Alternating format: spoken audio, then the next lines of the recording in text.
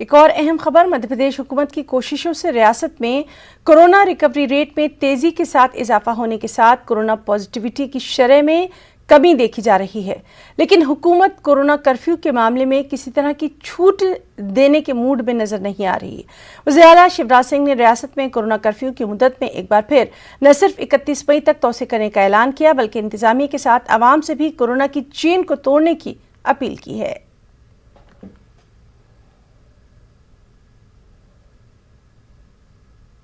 मेरा निवेदन है, आप सब संकल्प कीजिए।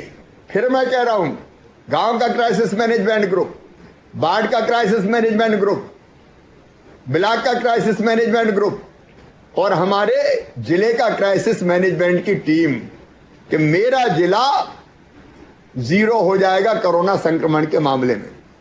और इसलिए 31 तक कोई छूट नहीं, कोई लापरवाही नहीं। आप में से कई मित्रों ने मुझे कहा कि 31 तक मत करो छूट। मैं भी आपसे यही कह रहा हूं, सब जिले आज सामूहिक संकल्प पारित कर दो कि 31 मई तक हम कोरोना मुक्त करेंगे और तब तक कोई छूट नहीं।